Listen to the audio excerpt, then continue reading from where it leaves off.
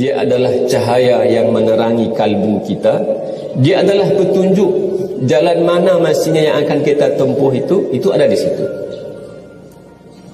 La raiba fihi, tidak ada keraguan di dalamnya. Hudal lil muttaqin, dan dia menjadi petunjuk. Tapi kita tidak mau bersamanya berlama-lama. Itu namanya, kalau ada dalam kehidupan kita, berarti termasuk lalai. Nah, lalai tadi tidak peduli dengan hal yang menjadi bagian utama dalam hidupnya. Yang kedua, lalai dari belajar agama Allah, enggan untuk belajar agama Allah. Mau belajar, nggak cukup sekarang belajar sehingga tamat SMA saja, nggak cukup, bahkan harus jadi sarjana, bahkan mungkin juga harus sampai S2, bahkan sangat mungkin sampai S3. Dalam ilmu-ilmu dunia itu kita sangat bersemangat. Kita tahu bahwa ilmu yang kita punya, bahkan ijazah yang kita punya, itu kita bayangkan dunianya. Maaf, sekarang ada lowongan pekerjaan, jadi ini, jadi ini, jadi ini. Syaratnya S1, berarti yang anak SMA minggir. Ada syaratnya anak SMA, berarti yang SMP minggir. Kalau ada lowongan jadi dosen, S1 sekarang sudah nggak ada, harus S2. Yang S1 berhenti bermimpi jadi dosen. Itu dalam urusan dunia. Dan kita bayangkan karir kita ini, masa depan kita dalam urusan dunia, termasuk ditentukan oleh tingkat pendidikan kita. Dan kita tahu orang tidak sekolah, orang yang rendah pendidikannya, dia rendah dalam banyak hal. Etikanya rendah, standar nilainya rendah, pola pikirnya rendah, bahkan tidak sedikit ekonominya juga rendah. Maka pendidikan menentukan kualitas kita.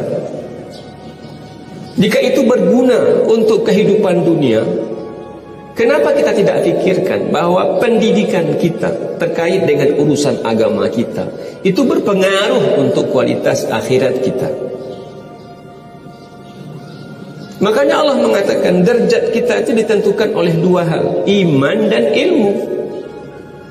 Ilmu apa? Bukan ilmu fisika maksudnya, bukan ilmu matematika. Ini di sisi Allah. Yarfa'illahu alladhina amanu minkum walladhina utul ilma darajat. Allah angkat, Allah tinggikan derajat orang-orang beriman di antara kamu dan orang-orang berilmu.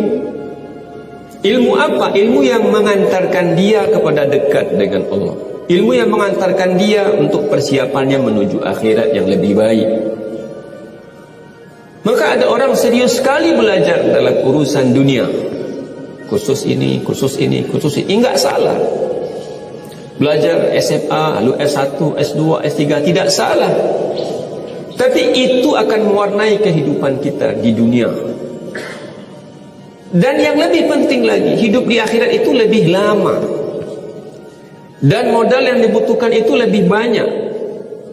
Jika hidup di dunia kita ditentukan oleh kualitas pendidikan kita dalam urusan dunia, maka hidup di akhirat itu juga ditentukan oleh kualitas pendidikan dan pemahaman kita tentang agama. Makanya banyak ayat. Pertama bahkan Allah turunkan tentang membaca. Allah bahkan katakan kemudian fa'lam annahu la ilaha illallah. Ketahuilah, pelajarilah. Maka jangan, Bapak Ibu kaum muslimin dan muslimat yang mulia, semangat kita untuk urusan dunia itu luar biasa, sementara semangat kita untuk terkait dengan ilmu-ilmu agama yang sangat kita butuhkan untuk kehidupan akhirat kita, itu kita lalai. Karena amal-amal kita itu berharga kan hanya karena dua hal saja: beribadah ikhlas karena Allah, dan kemudian meniru dan mencontoh Rasulullah. Ikhlas itu juga butuh dipelajari. Meniru Rasulullah itu juga harus dipelajari. Enggak tiba-tiba gimana ya saya ingin beribadah. Enggak cukup. Harus ibadahnya itu benar. Ya, harus ibadahnya itu ikhlas. Makanya Allah menyebutkan Tabarakalladzi biyadihil mulk wa huwa ala kulli syai'in qadir. Maha suci Dia. Di tangannya lah semua kerajaan. Dia mampu lakukan apa saja yang Dia mahu. Alladzi khalaqal mauta wal hayata liyabluwakum ayyukum ahsanu amala.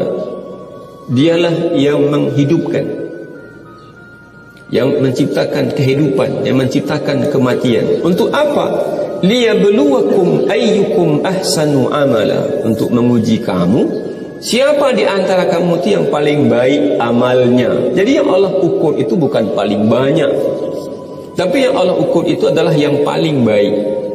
Standarnya hanya ada dua: beribadah benar, beribadah ikhlas. Ikhlas beribadah, tidak ada keinginan lain kecuali hanya semata-mata berharap ridha Allah. Dan yang kedua, meniru Rasulullah. Bisakah dua itu tanpa ilmu? Mustahil kita kemudian akan mendapatkan dua hal itu. Beribadah dengan ikhlas, beribadah dengan mencontoh Rasul, tanpa belajar tentang agama kita, tanpa belajar tentang akidah kita, tanpa belajar tentang ibadah kita. Kita enggak diminta oleh Allah untuk ahli tafsir semuanya, enggak. Enggak diminta oleh Allah untuk ahli hadis semuanya, tidak. Ahli fikih semua, tidak. Itu sifatnya fardu kifayah. Sama, ada yang jadi dokter, ada yang jadi pilot, ada yang jadi tentara. Itu ya begitulah. Dalam urusan agama pun, ilmu-ilmu agama itu tidak harus semuanya kita ahli di dalamnya. Itu fardu kifayah. Tetapi ada ilmu yang tidak dimaafkan kebodohan kita terhadapnya. Wah, saya enggak tahu bagaimana solat yang benar. Itu saya enggak tahu. Masa sudah 50-60 tahun tidak juga tahu solat kita itu benar apa enggak sih? Padahal kalau kita kerja, oh ini bautnya salah nih, ganti, begitu kan ya? Ini lemnya salah nih, ganti. Ini kabelnya salah nih, ganti. Masa dalam urusan solat kita enggak tahu ini solatnya benar enggak sih? Ini kita punya Quran, dari kecil lagi kita pegang Quran. Yang saya baca ini benar apa enggak sih? Gitu. Dia punya kemampuan secara finansial, maksudnya dia mengerti tentang cara berzakat. Kalau orang kaya tidak tahu cara berzakat, tak dimaafkan. Kata dia zakat sekali 2 tahun sajalah, sekali 3 tahun, atau suka-suka. Hala alaihil haul, ada waktunya, ada jumlahnya, kepada siapa dibagikan, itu ada ketentuannya. Orang nggak tahu puasa itu apa sih yang boleh, apa yang tidak boleh. Orang nggak paham tentang rukun iman. Masya Allah, 50-60 tahun rukun iman itu apa sih? Apa sih maknanya saya beriman kepada Allah? Apa sih maknanya saya beriman kepada malaikat, kepada Rasul, kepada kita, kepada hari kiamat? Apa maksudnya? Ketidaktahuan kita tentang urusan rukun Islam, tentang rukun iman, saya nggak tahu tuh. Itu tak dimaafkan. Tapi kalau kita nggak tahu, tidak ahli dalam tafsir, nggak ahli dalam hadis, nggak ahli dalam fikih, nggak apa-apa. Tapi yang kita pakai sehari-hari itu tak dimaafkan ketidaktahuannya kita. Jadi kalau ada orang nggak peduli dia, ini salat ini benar nggak sih? Puasa ini benar nggak sih? Berzakat ini benar nggak sih? Bahkan dia pergi haji, terserahlah. Pokoknya sudah pergi, berangkat ke Mekah. Sampai di Mekah, sampai di Madinah, lalu pulang, lalu panggil Pak Haji. Padahal dia mampu, tapi tidak tahu, dan itu tidak dimaafkan. Karena itu wajib untuk dia ketahui. Rukun Islam dan rukun iman itu tidak dimaafkan ketidaktahuan kita. Sedetil-detilnya belajar. Nah, jadi kalau ada orang malas betul belajar agama, kenapa? Udah dulu di SD, udah dulu di SMP, udah dulu tuh di SMA. Sementara dia pelajari cuma kulit yang sekarang tidak bisa dipakai. Apakah itu benar atau tidak? Tidak ada standarnya. Nah, cek lagi. Ini salat saya benar gak? Ini bacaan Quran saya ini walaupun sudah 50 tahun, sudah 60 tahun, cek lagi. Cek. Kenapa begitu? Ya, karena mengerti dengan tajwid itu hatmun lazimun. Jadi ulama tajwid itu mengatakan al-ilmu bit tajwid hatmun lazimun. Mengerti tentang ilmu tajwid itu adalah sebuah kepastian, sebuah kemestian. Malam yusahhihil Qur'ana athimu. Siapa yang tidak baca Quran sesuai dengan ukurannya maka dia berdosa. Li'annahu bihil ilahu anzala. Karena begitu Allah turunkan. Wa hakadha minhu ilaina wasala. Dan begitu pula sampainya kepada kita. Jadi enggak dimaafkan. Saya enggak pandai baca Quran itu tidak dimaafkan. Tapi kalau kita enggak ngerti detail terkait dengan urusan-urusan yang lain, itu ada ahlinya, ada pakarnya. Tapi baca Qurannya enggak benar. Tapi tidak ada pula keinginan untuk belajar. Solatnya belum benar, tidak ada pula keinginan untuk belajar. Itu lalai ghaflah. Firman Nabi berikutnya adalah lalai dari berzikir kepada Allah. Tidak ada waktu untuk berzikir. Padahal mestinya itulah yang paling banyak dia ingat. Kenapa? Karena disitulah ketentramannya. Orang mau nongkrong duduk, ya, berjam-jam, entah mikirin apa, entah baca apa, entah melihat apa. Apakah kemudian setelah itu dia mendapatkan ketenangan, kedamaian? Pasti enggak. Kalau tidak bersama Allah, maka kita akan bersama yang lain. Kalau kita tidak memikirkan kebaikan, kita akan memikirkan kebatilan. Kalau kita tidak duduk dalam majlis-majlis kesolehan, kita akan duduk dan berkumpul di majlis-majlis kesalahan.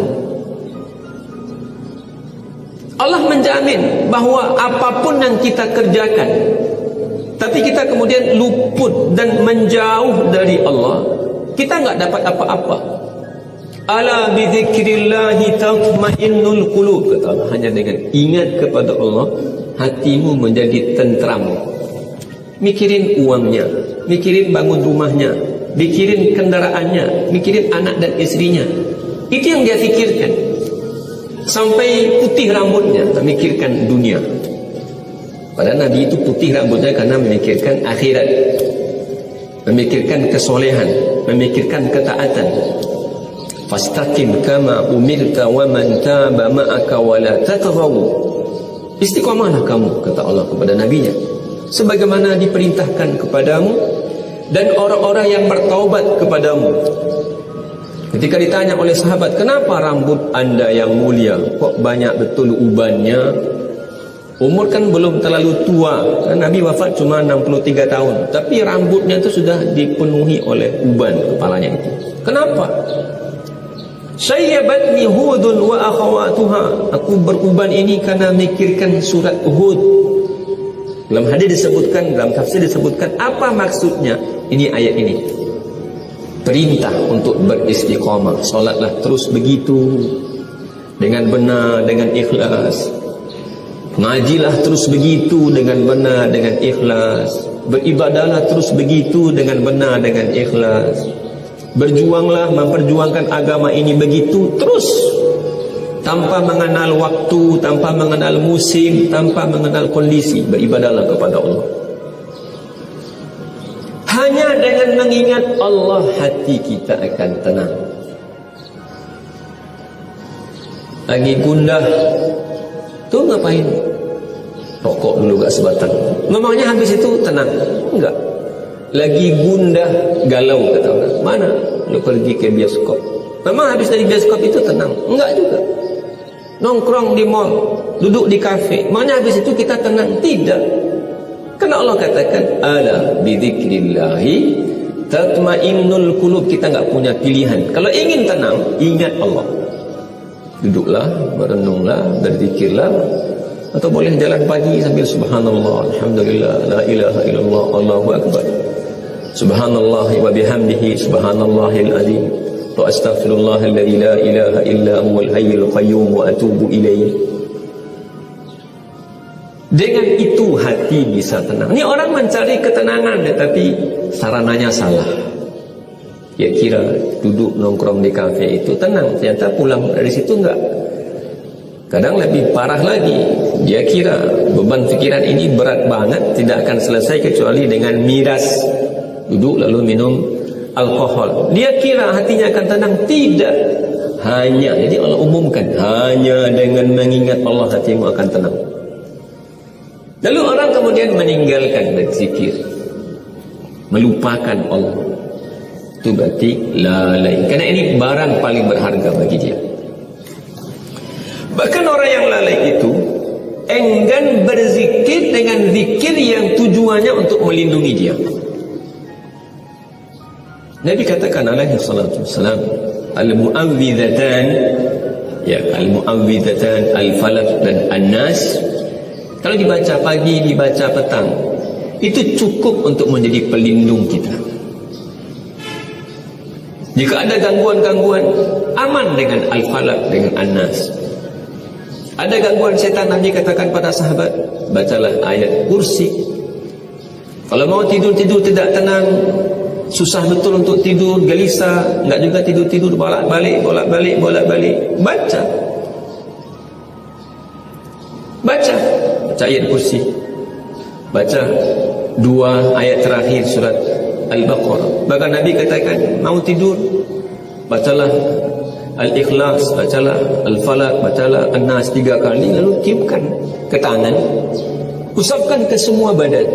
InsyaAllah aman dari gangguan setan. Orang yang lalai, untuk dia ini gunanya, bukan untuk yang lain, untuk dia. Dia enggak mau juga. Ngapain sih itu? Padahal itu adalah tameng dia, itu adalah benteng dia. Jadi orang yang lalai itu diberi senjata untuk melindunginya, dia enggak mau. Bukan untuk orang lain, untuk dia. Biar dia selamat, ya, dia hidupnya tenang, biar aman dari segala bahaya. Itu tujuannya. Kalau tadi zikir-zikir umum, ini zikir-zikir khusus yang tujuannya untuk melindungi dia, itu dia abai.